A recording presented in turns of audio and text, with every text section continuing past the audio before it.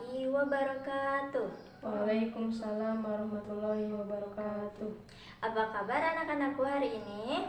Alhamdulillah luar biasa, tambah semangat. Allahu Akbar. Alhamdulillah, semoga semuanya semangat dan sehat selalu. Sebelum memulai pembelajaran, alangkah baiknya kita berdoa terlebih dahulu. Berdoa akan dipimpin oleh ketua kelas. Kepada Nisa Sola Putri Tania, silahkan pimpin doanya. Berdoa dimulai. Raditu billahi robba wa bil islami dina wa bi muhammadin nabiyya wa rasula rabbi jidni ilman warjukni fahman, amin. Nah anak-anakku, ibu akan memeriksa kehadiran di hari ini. Apakah ada yang tidak hadir? Hadir semua, Bu. Alhamdulillah. Semoga kedepannya bisa terus seperti ini, hadir semua agar pembelajaran juga bisa maksimal dan kalian juga bisa mengerti tentang pembelajaran. Nah anak-anakku, di pertemuan sebelumnya kita telah mempelajari mengenai Khulafaur Rasyidin. Apakah ada yang masih ingat Khulafaur Rasyidin itu apa? Masih, Bu. Coba apa? Khalifah pemimpin setelah Nabi Muhammad. Pintar Elsa. Jadi Khulafaur Rasyidin itu adalah pemimpin penerus setelah Nabi Muhammad wafat. Jadi diteruskan oleh khalifah tersebut.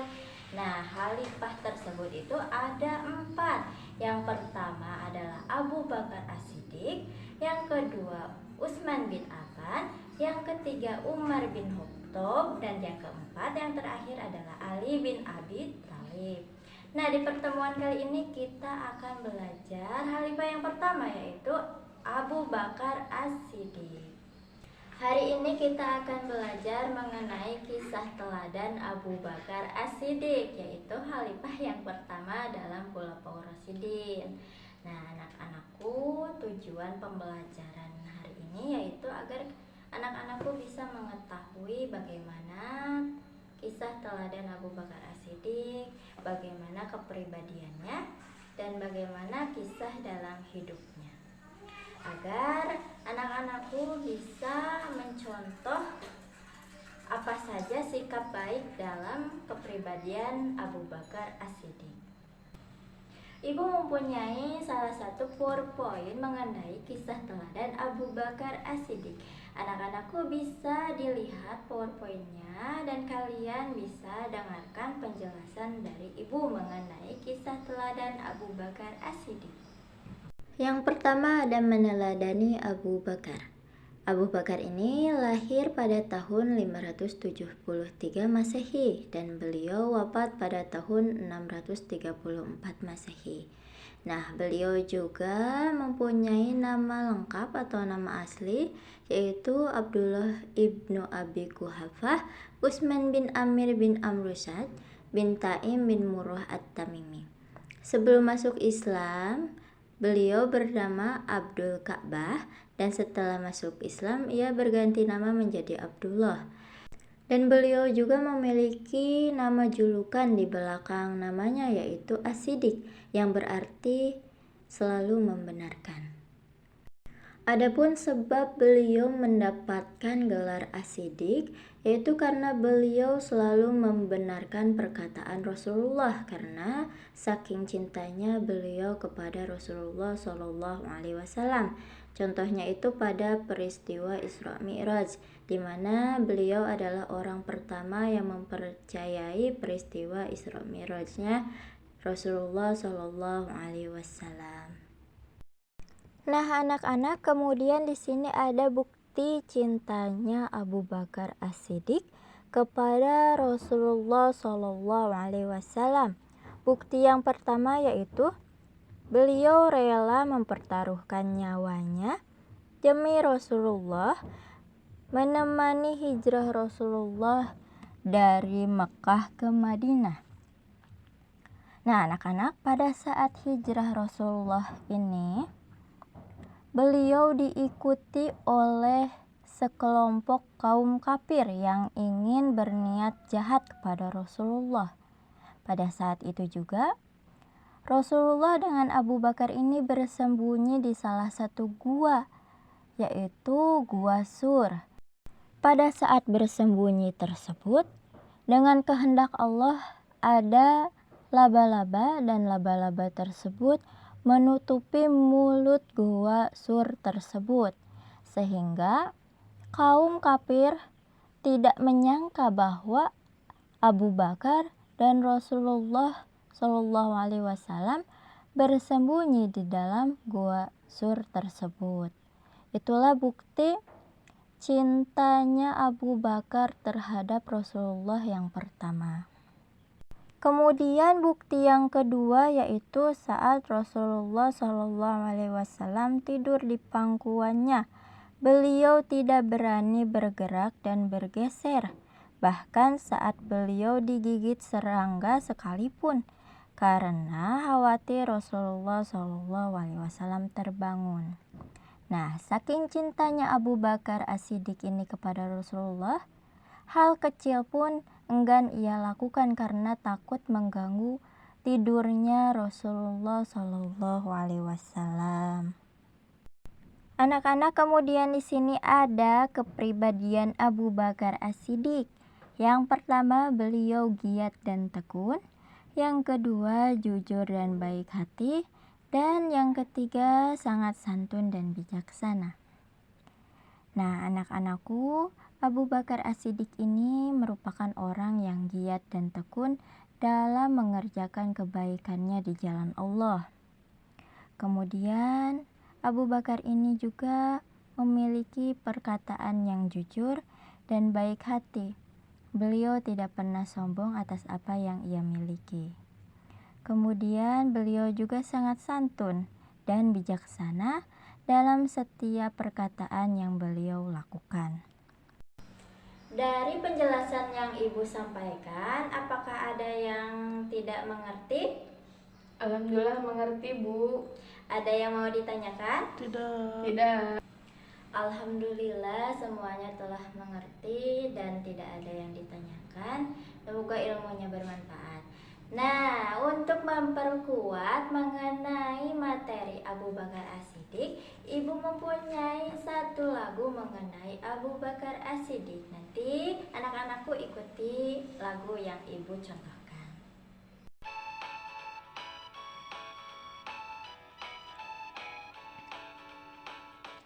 Ini nama khalifah pertama Abu Bakar, dapat gelar As-Siddiq yang selalu membenarkan.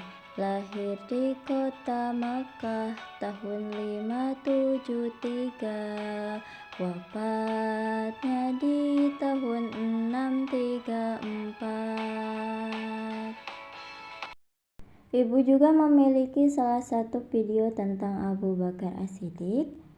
Silahkan anak-anakku untuk menyimak video tersebut dengan baik.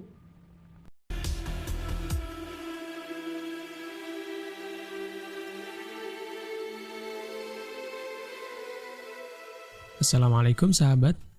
Ini adalah channel yang membahas sejarah Islam. Kali ini, yang akan kita bahas adalah Khalifah Abu Bakar As-Siddiq. Peristiwa wafatnya Nabi Muhammad SAW menyebabkan kesedihan kaum muslimin di Madinah. Tidak adanya Nabi bersama mereka menjadi periode yang sangat sulit bagi kaum muslimin. Wafatnya Nabi memunculkan pertanyaan tentang kepemimpinan di Madinah. Selama 23 tahun, Nabi memimpin umat muslim secara politis dan spiritual yang langsung dibimbing oleh kekuatan ilahi. Kini, Nabi tidak ada lagi. Apa yang akan terjadi kepada masyarakat yang dibangun Nabi Muhammad? Siapa yang akan memimpin umat Islam sepeninggal Nabi?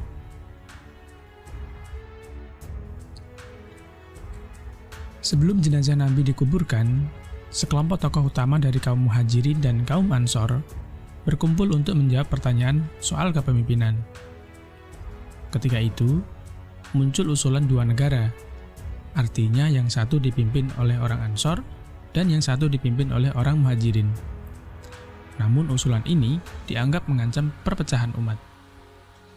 Akhirnya, Umar bin Khattab mencalonkan Abu Bakar As-Siddiq menjadi pemimpin politik negara Islam yang berpusat di Madinah tersebut. Abu Bakar adalah pilihan tepat, sebab setelah Khadijah, dialah orang pertama yang menerima Muhammad sebagai nabi dan mengikuti ajarannya. Abu Bakar As-Siddiq mendapat gelar Khalifatur Rasul, yang artinya pengganti Rasulullah atau biasa disebut khalifah. Namun, khalifah bukanlah nabi baru.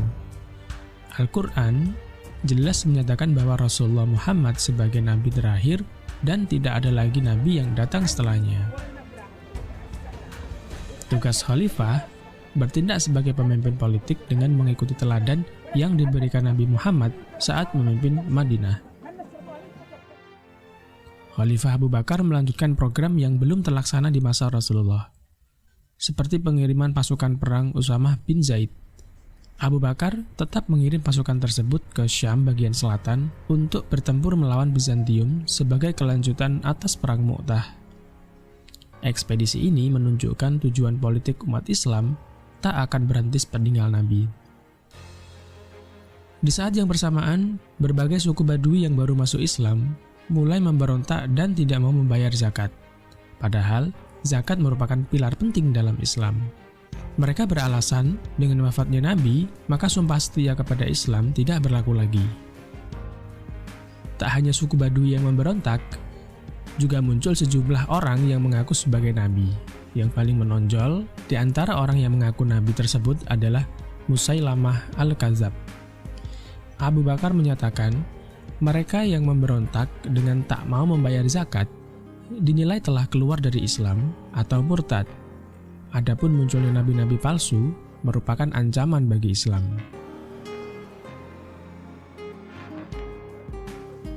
Atas kondisi ini, tindakan militer diambil Khalifah Abu Bakar As-Siddiq. Ia menunjuk Khalid bin Walid sebagai panglima pasukan yang dikirim ke bagian timur untuk memadamkan gerakan pemberontakan. Khalid bin Walid terkenal di seantero semenanjung Arab karena ia belum pernah kalah dalam pertempuran yang dilakukannya sebelum atau sesudah masuk Islam. Inilah alasan mengapa Khalid bin Walid terpilih sebagai pemimpin ekspedisi ini, karena memiliki pengalaman peperangan gurun dan mempunyai keahlian kavaleri. Benar saja, pasukan di bawah Panglima Khalid berhasil mempertahankan Madinah dari ancaman pemberontakan serta berhasil memukul mundur pasukan Musailamah Al-Kadzab. Bahkan, Musailamah sendiri terbunuh dalam peperangan yang dikenal dengan Perang Yamamah tersebut. Perlahan-lahan, kesetiaan kepada Khalifah menyebar di seluruh Jazirah Arab. Khalifah menyuruh suku-suku untuk kembali ke Islam dan memerangi mereka yang masih memberontak. Pada tahun 633 Masehi, perang melawan kemurtadan selesai. Seluruh Arab bersatu sebagai sebuah negara Islam. Sampai di titik ini, Islam telah berhasil selamat melewati tantangan politik, menghapuskan pertanyaan tentang kesetiaan pada Islam dan pimpinan politik sepeninggal Nabi. Selain memperkuat keberlanjutan negara Islam, masa kekhalifahan Abu Bakar sangat penting bagi pelestarian Al-Quran dalam bentuk tertulis. Dalam Perang Yamamah, banyak penghafal Al-Quran yang gugur, sedangkan Al-Quran sendiri ditulis secara terpisah dan tersebar di kalangan kaum muslimin. Namun, di masa Abu Bakar, Al-Quran telah berhasil disatukan melalui saran Umar bin Khattab agar seluruh naskah Al-Quran yang tersebar dikumpulkan dan diperiksa lagi dengan ingatan para sahabat yang dapat dipercaya. Disimpan di lokasi terpusat untuk berjaga-jaga atas skenario yang tidak diinginkan jika semua penghafal Al-Quran meninggal. Kekhalifahan Abu Bakar hanya berlangsung dari tahun 632 Masehi hingga wafatnya pada tahun 634 Masehi. Dalam 2 tahun ini, Khalifah Abu Bakar mampu menstabilkan negara Islam sepeninggal Nabi dan melengkapinya dengan memanfaatkan melemahnya kekuatan Imperial Romawi di belahan utara. 2 tahun masa kepemimpinannya telah membuahkan teladan tentang peran khalifah dalam umat Islam dan keberlanjutan keyakinan muslimin setelah Nabi wafat. Bahkan, kepemimpinan Abu Bakar sebagai khalifah menjadi contoh bagi khalifah berikutnya. Teladan terakhir yang ditanamkan Abu Bakar adalah pemilihan penerusnya. Abu Bakar tidak menunjuk keturunan sebagai pewaris tahta kepemimpinan Madinah. Ia memilih seseorang yang ia yakini paling memenuhi syarat dan mampu memegang tugas sebagai khalifah. Pada akhir hayatnya, ia menunjuk Umar bin Khattab sebagai penerus. Nah, anak-anakku tadi sudah menyimak dan mendengarkan serta melihat PowerPoint yang telah Ibu sampaikan, telah Ibu pertunjukkan. Sekarang anak-anakku akan Ibu bagi kelompok menjadi 4 kelompok. Nanti anak-anakku mengerjakan LKPD yang Ibu telah siapkan. Seperti ini LKPD-nya. Anak-anakku nanti bisa kerjakan dengan kelompoknya masing-masing. Alhamdulillah pembelajaran hari ini berjalan dengan lancar. Semoga anak-anakku bisa terus hafal mengenai Khalifah Abu Bakar As-Siddiq. Kesimpulannya untuk materi kali ini yaitu Abu Bakar As-Siddiq dilahirkan pada tahun 573 Masehi dan beliau wafat pada tahun 634 Masehi. Nama asli beliau yaitu Abdullah ibnu Abi Quhafa Utsman bin Amir bin Amr bin Sa'd bin Taim bin Murrah At-Tamimi. Kemudian sebelum masuk Islam nama beliau yaitu Abdul Ka'bah, dan setelah masuk Islam namanya berganti menjadi Abdullah. Kemudian beliau sangat mencintai Rasulullah sehingga rela menemani Rasulullah hijrah. Beliau juga orang yang jujur, sopan, dan beliau juga santun dalam bersikap. Nah, anak-anak, itulah kesimpulan dari materi kali ini. Semoga anak-anak bisa menerapkan sikap yang baik yang ada pada Abu Bakar As-Siddiq ini di dalam diri anak-anakku dan menjadi contoh tauladan dalam keseharian anak-anakku nantinya. Nah, pembelajaran selanjutnya kita akan belajar mengenai Khulafaur Rasyidin yang kedua. Coba siapa Khulafaur Rasyidin yang kedua? Umar bin Khattab. Pintar. Nah, jadi nanti di pertemuan selanjutnya kita akan belajar mengenai Khulafaur Rasyidin yang kedua yaitu Umar bin Khattab. Alhamdulillah, untuk menutup pembelajaran di hari ini alangkah baiknya kita tutup dengan berdoa bersama-sama terlebih dahulu. Silakan kepada ketua kelas Nisa Salwa Putri Tania pimpin doanya. Berdoa dimulai. Subhanakallahumma wa bihamdika asyhadu an la ilaha illa anta astaghfiruka wa atubu ilaik.